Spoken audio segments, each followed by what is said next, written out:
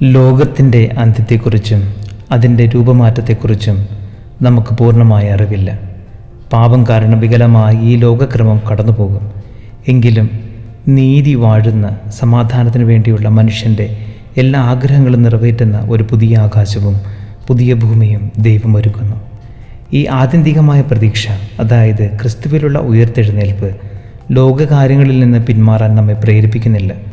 മറിച്ച് ഈ ലോകത്തെ പരിപോഷിപ്പിക്കാനും മെച്ചപ്പെടുത്താനും ഇത് നമ്മെ പ്രോത്സാഹിപ്പിക്കുന്നു.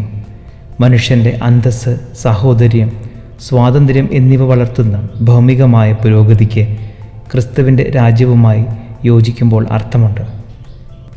വിശുദ്ധീകരിക്കപ്പെട്ട ഈ മൂല്യങ്ങൾ, സത്യം, ജീവൻ, നീതി, സ്നേഹം, സമാധാനം എന്നിവ നിത്യമായ രാജ്യത്തിൽ നിലനിൽക്കും. ദൈവരാജ്യം ഇന്നും നമ്മിൽ രഹസ്യമായി സന്നിഹിതമാണ്.